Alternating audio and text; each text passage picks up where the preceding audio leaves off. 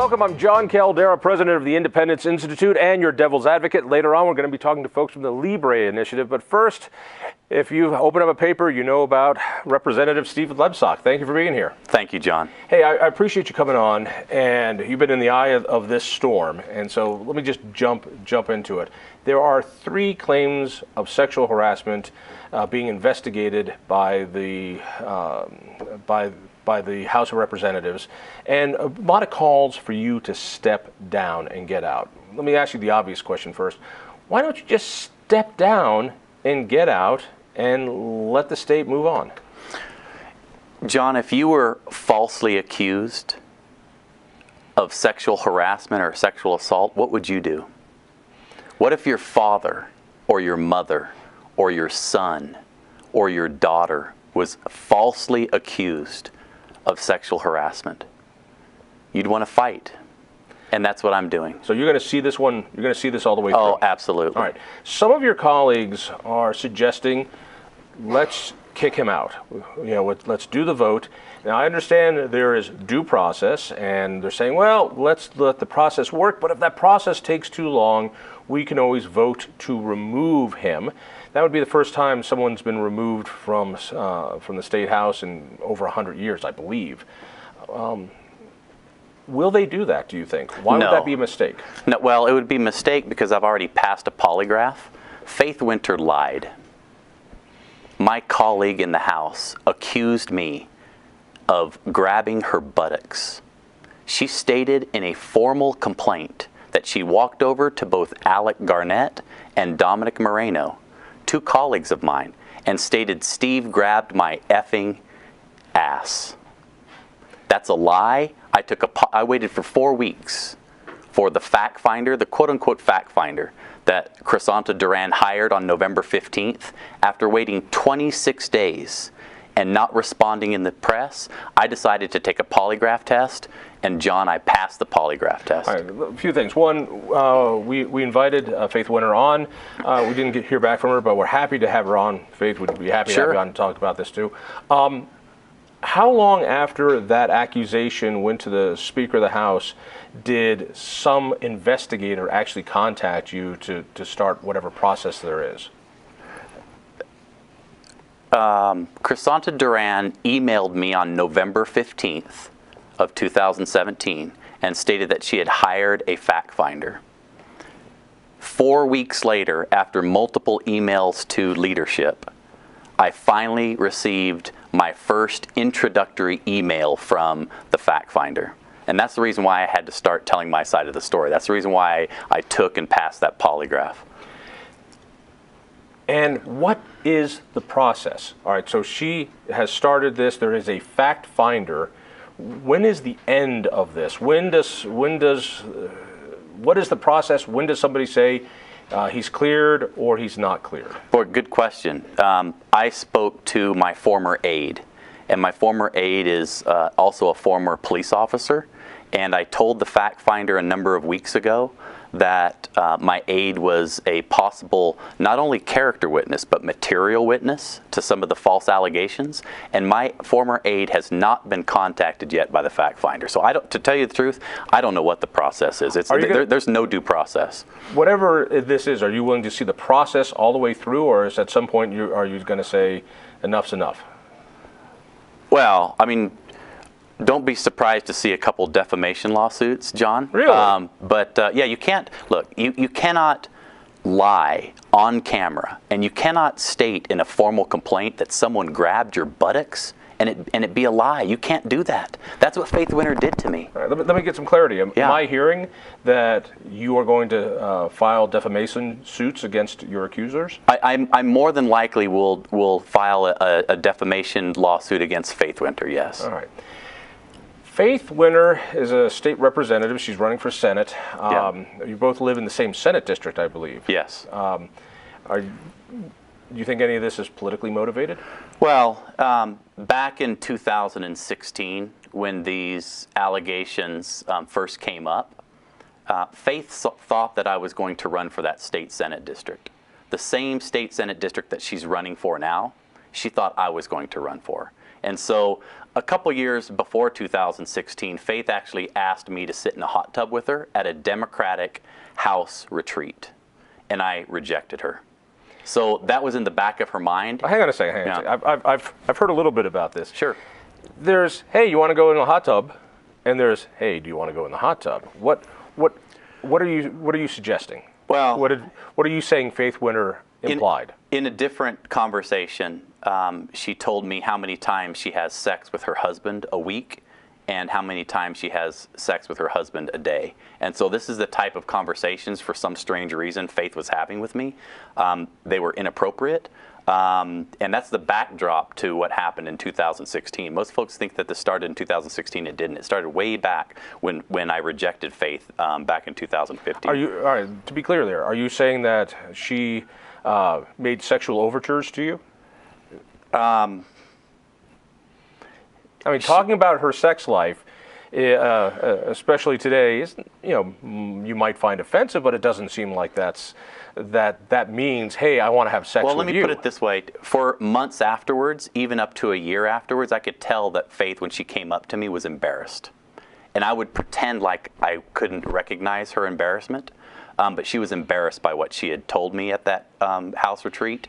And in 2016, she thought I was running for that state Senate district when those allegations first came out. Hey, good sex life between a married couple? I'll give them kudos. That's healthy. Absolutely healthy. All right, yeah. Well, let's move on. They're not just allegations from Faith Winter. There are two other allegations that are going through a similar process. One from a lobbyist, and one from a legislative aide. A former lobbyist, and a former aide. Yeah. But still, talk to me about those. Are you saying? Let's talk first about the lobbyist. She asserted some things. Are you saying that didn't happen? Well, with the former lobbyist, Holly was my friend. And to be honest with you, I don't know why she's skewing the facts. What she's done is taken something with 20% truth and then 80% it's false, right? And so I did make a comment. What is the 20% that's true? Well, one day I commented on her hair and told her how nice she looked. And she put that in her formal complaint, that she was embarrassed when I said something about her hair. And that's the strange thing about Holly.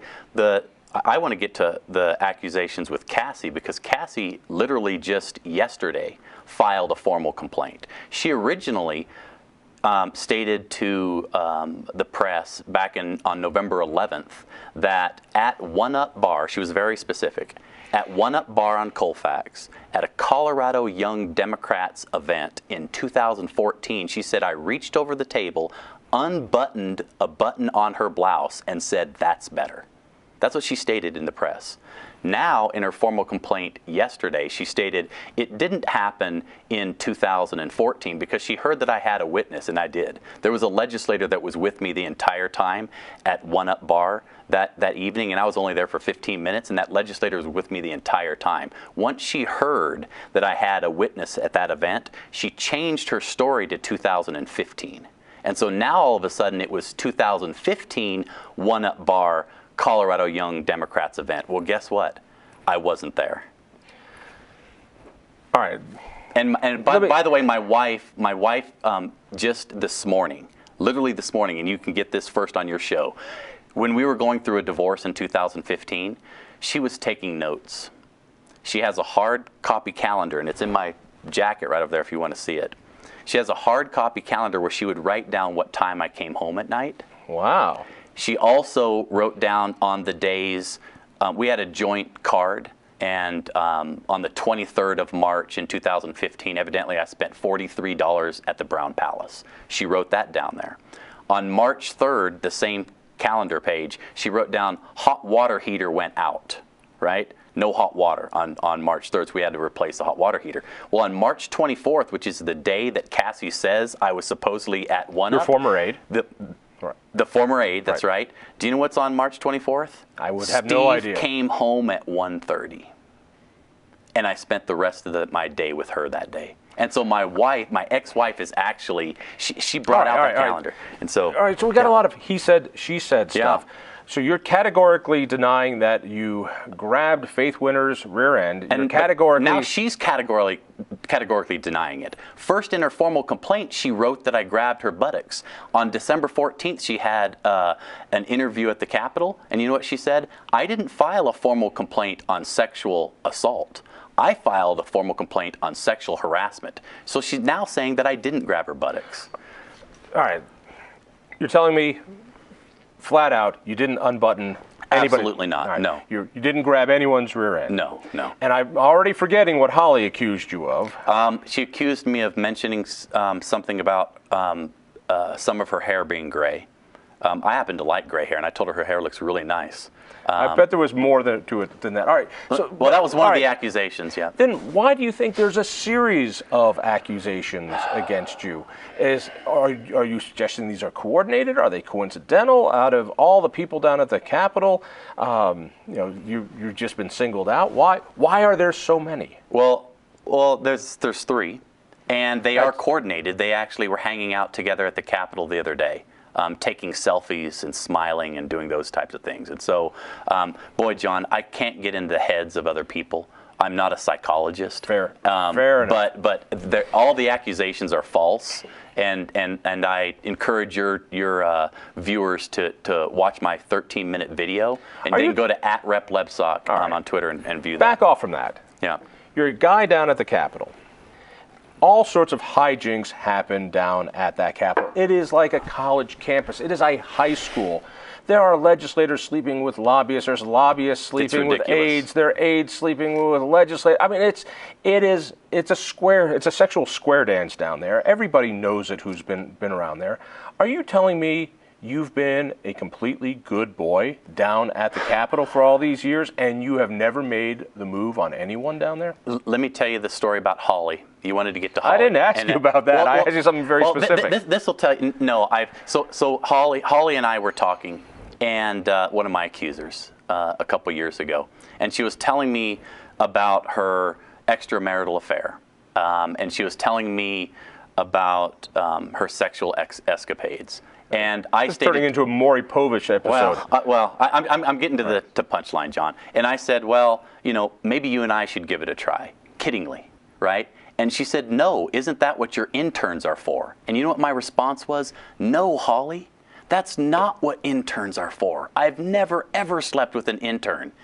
And her and I at that point were friends. She wasn't a lobbyist anymore. So we were just kind of bantering back and forth. And so to get to your question, no, it's not okay to sleep with interns. Are you saying that's not what they're there for? I asked you a different question. But what was the question? I asked you, are you telling me that in all your years down there, you have not been inappropriate or made the move on a woman sexually? No, I've not. Have you joked around in a way that could easily be misrepresented? Misunderstood. Away from the Capitol, after Holly was no longer a lobbyist, we talked about her sex life and my sex life. You're gonna see this through. It's obvious you've taken a stand. I don't see any way that you're gonna back away from this. Also, I can't see how you can be removed from office. That is, I don't see how your colleagues are going to say override the will of the voters in your district. That people in another district are going to vote to take out some other person's choice. So this is going to put you in just a very interesting position for the next 120 whatever days of this session. You are no longer caucusing with the Democrats. That's correct. Are you going to unaffiliate from being a Democrat?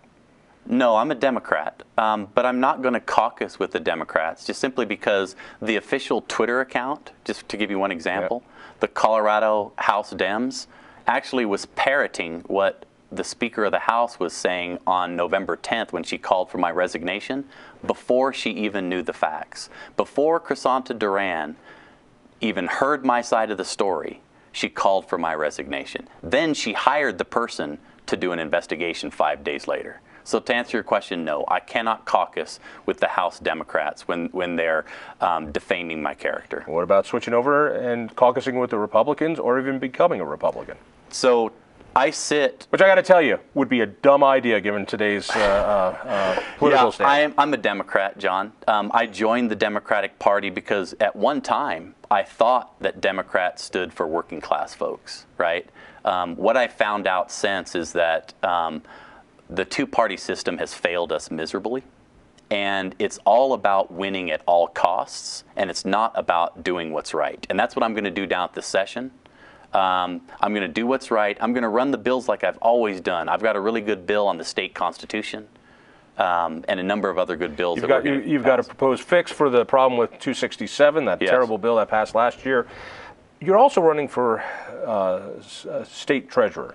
So Yeah. let me ask you a final question. Sure. With all this, and I don't see any end to this distraction for the next few months, are you still going to run for state treasurer? Absolutely. How do you do that? How do you fundraise with this cloud hanging over you? I'm absolutely going to run for state treasurer. John, the people of Colorado are wanting someone to at least represent them.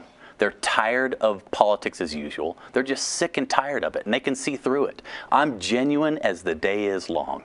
I'll tell you the truth, look you right in the eye and tell you the truth. You may not like it every time, John, but I'll tell you the truth, and I'll fight for the people of Colorado. So, last question. Yeah. You said you haven't done anything inappropriate.